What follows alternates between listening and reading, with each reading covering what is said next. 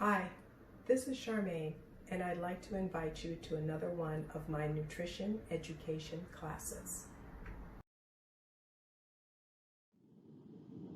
Today's class is on boosting your immune system. What is immunity? Do we really know what that is? And immunity, as we're referring to our body, is the ability to defend against disease and any type of infection. That's your body's defense mechanism. More specifically, it is the body trying to protect itself. Sometimes your body has built up an immunity to defend itself effectively to stay healthy, while other times it may not be able to effectively defend itself, either because it did not prepare or because there is already an underlying compromising situation. That could be anything from, having the flu, a cold, or some really medical condition that you may have. So you need to look at those things. So let's see how you can help your body defend effectively. Other than food, how can we defend ourselves if we're not using just food? How about sleep? Did you think that if you're not sleeping well, that has an impact on your immune system? Yes, it does, because your pattern and your sleep cycle can have an impact. You may not be getting enough sunlight, you may not be getting enough sleep. Any of those things, from daylight to nighttime, sleeping with the light on at night, not wearing glasses like I'm wearing right now can have an impact on you. These glasses, actually, you can see sometimes they turn blue, and that's to keep the blue light out, specifically because it can impact not only your eyesight, but it can impact your sleep pattern. How about staying active?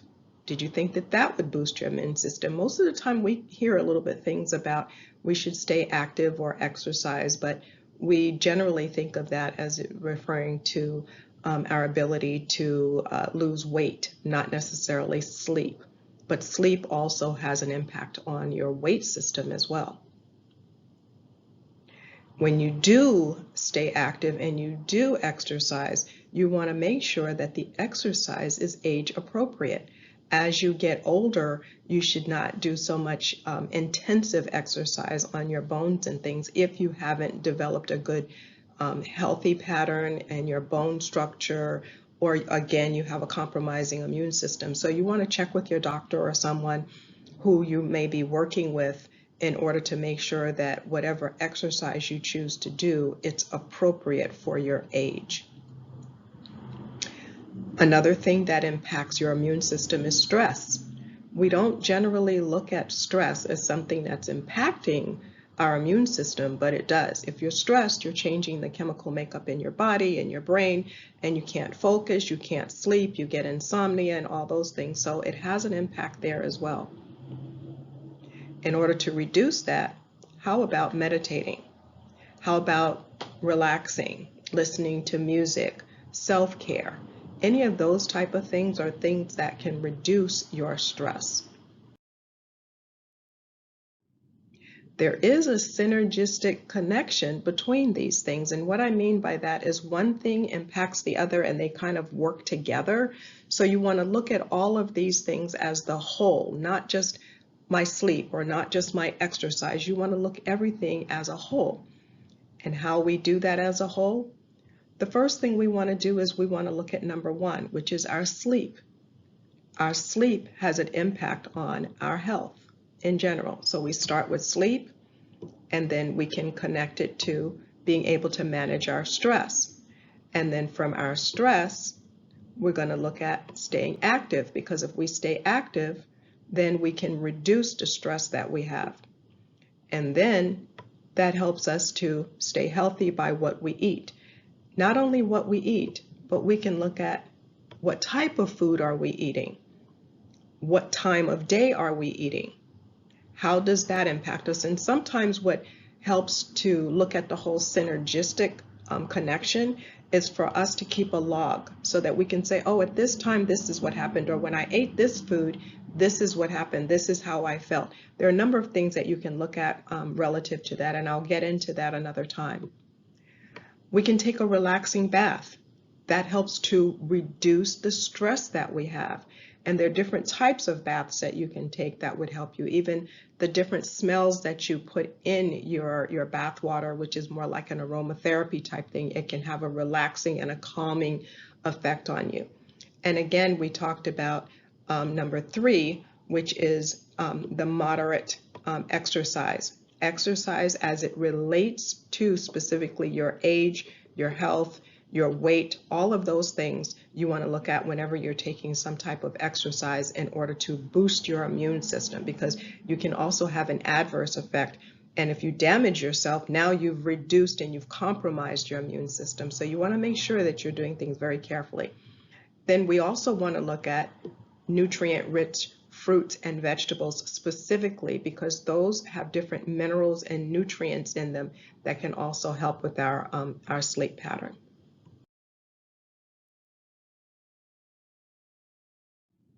We want to talk about specifically eating healthy. What do I mean by that? We want to talk about vitamin C. I'm going to list some foods here that are high in vitamin C. There are going to be more than just the ones I'm going to list here, but you're going to see we have citrus, tomatoes, squash, kiwi. Interesting thing about kiwi is kiwi has more vitamin C than oranges. Broccoli. Did you think broccoli? You know, that's a vegetable, but did you think of it as having vitamin C? Yes, it does. Papaya, cantaloupe, sweet peppers. So you can, and the interesting thing about vitamin C, and I want to inject that here, is that things that have vitamin C in them, you should be eating those raw. The reason you want to eat them raw and not cooked is because when you cook something, it reduces the amount of vitamin C. So for the highest amount of vitamin C that's going to impact your system, you want to eat these things raw.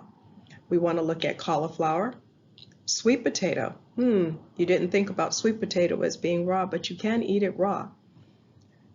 Kale, strawberries, mango, pineapple. Interesting thing about pineapple is although it has vitamin C, the core that you'll see a lot of people that just throw it away and they don't want anything to do with it. It's very interesting that that has in it what you call bromelain. Bromelain is anti-inflammatory. So if you eat that core of the pineapple, then you can go ahead and look at it as being anti-inflammatory. Okay, and watermelon. So these are some things that are very good with vitamin C. Again, if you're taking any type of medication, I want to remind you to check with your doctor to make sure that there's no contradiction to whatever you might be taking. So you want to double check on that to make sure that there's nothing here that would interfere with any medications you might be taking. We also want to look at carrots. Interesting thing is we always think about carrots just for our eyes, but it also helps your skin, your collagen, any sagging you may have. So you want to look at carrots for that as well. But these are some things that, and it's the carrots actually help with the collagen production in your body. It's not collagen itself, but it will help with the production. The other thing we want to look at is vitamin D.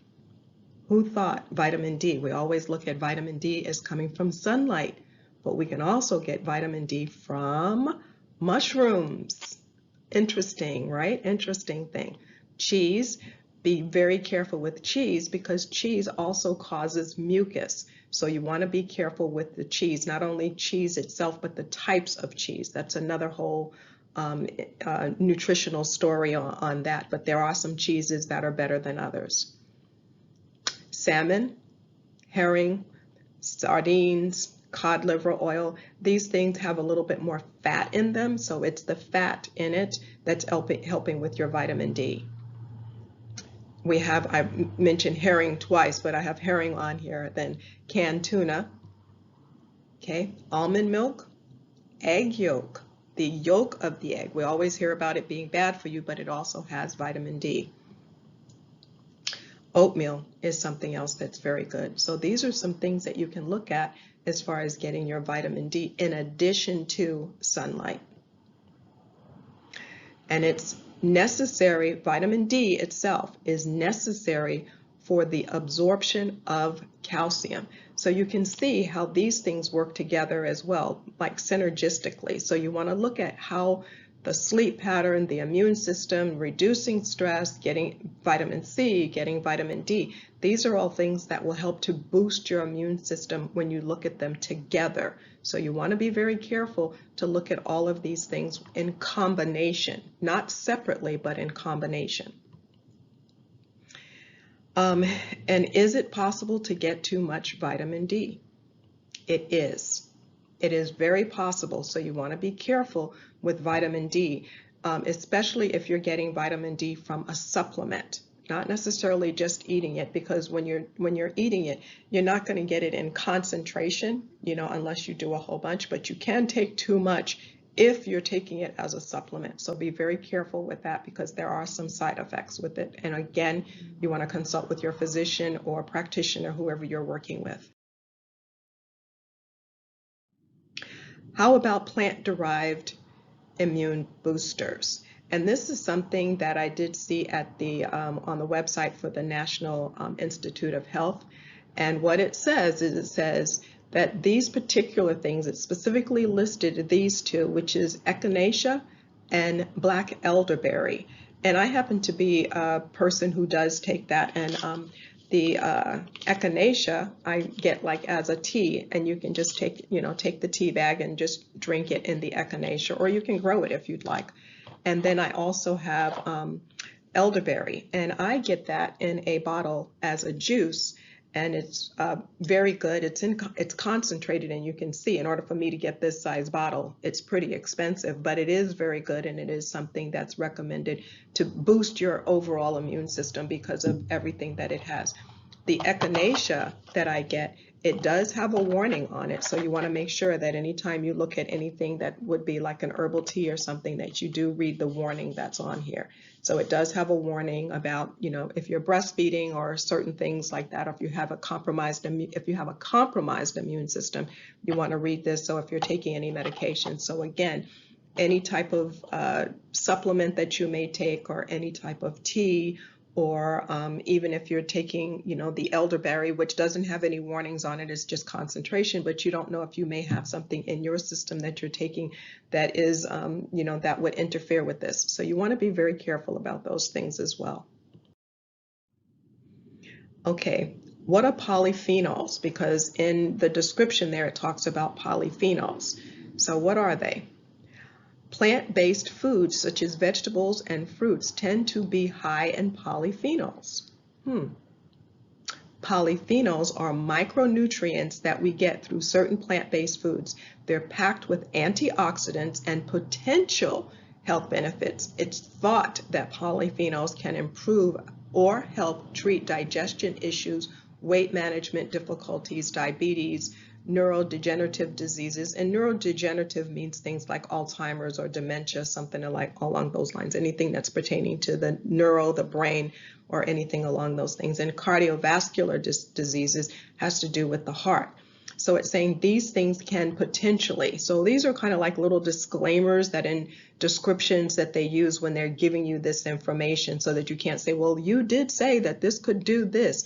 No, that's why they use those words, and that's why I'm showing you, when you're reading something, be very careful with what you're reading and what it actually says, not what you think it says, but what it says. It says potential health benefits. It said it's thought to do these things. That's a disclaimer that they're using in the description. So when you're reading labels, make sure you look at Polyphenol Foods, and you would have heard of some of these foods that would be the immune boosters that they're talking about because of the antioxidants, which is a word that you hear a lot of.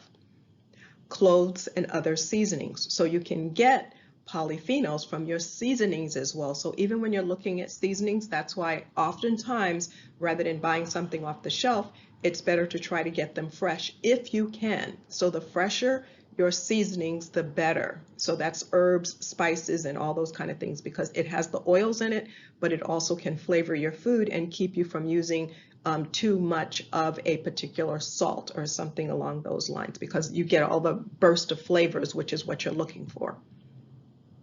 Cocoa powder and dark chocolate. So when you're looking at chocolate, the darker the chocolate, the better. And you can look at the percentages. So if it's anything that I would say, 80% or higher. It's not going to be sweet. It's going to have more of a bitter taste, so you may have to get used to it. You may have to gradually boost your way up. I can eat up to 100% and it tastes sweet to me, but that's because I've worked my way up where I'm not eating a lot of things that have sugar in it, which the lower the numbers, the higher the sugar, but the sugar interferes with your immune system because it messes up your gut flora. So you want to make sure that you're trying to reduce the amount of sugars that you're taking in order to boost your immune system as well. Berries are something, beans, those are things, they have the polyphenols, they're coming from vegetables. Nuts are something else that has them. Also your vegetables. Soy. Black and green tea. So those have polyphenols. You've heard about that. And you've also heard about black and green tea will also help suppress your appetite, again, which is now going to prevent you from overeating so that you can digest your food. It helps with all of that, and it has the antioxidants. Red wine, making sure that, if you're keeping that as a small percentage as well. In general, this is a general statement that I'm making here, is that if you're not, for some reason, not able to drink wine, whatever that reason may be, if you are able to drink it, women in general should not have more than 4 ounces per day, and men not more than 6, for the purposes of nutrition. That would be for the purposes of you having nutrition. Non-berry fruits are other fruits, that would have polyphenols, like we talked about before, like the papaya and, watermelon, things like that, which would be like a non-berry, like strawberries or things of that nature. There are some risks. Again, remember how I'm wording this. There are some risks and complications associated with polyphenols. These seem to be most heavily associated with taking polyphenol supplements. So they're not saying when you're taking it, like I was mentioning before, not when you're taking it as the whole food, but when you're taking it as a supplement. And the reason for that is because then it's highly concentrated. Kind of like the elderberry. When I'm taking my elderberry, it's very concentrated, which is why they're telling you do not have more than 1 tablespoon, because you can have too much of something. So anything you can have too much of, so that this is where they're telling you that, but it's specifically making reference to when you're taking it as a supplement.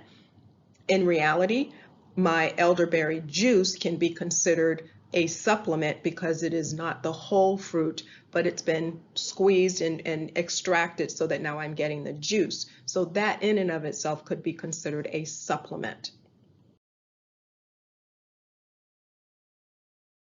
Thank you for watching. Thank you so much for joining me. We look forward to seeing you virtually again next week and at one of our resource centers as soon as we can. Until then, stay active, healthy, and informed. Here's an important message again. I tried to give it to you throughout, but I'm going to give it to you again just so that you know, and it's a little reminder here for you. Okay, all information, content, and material of this video is for informational purposes only and are not intended to serve as a substitute for the consultation, diagnosis, and/or medical treatment of a qualified physician or healthcare provider. The information contained on this video is compiled from a variety of sources and is not considered complete. Information is subject to change without notice. If you have a medical emergency, call your doctor or 911 immediately. Credits here, all pictures are royalty-free, and I did give you the reference where I did get my information from, on some of this, and that would be from the National Institute of Health, which is a government agency. And again, thank you for watching.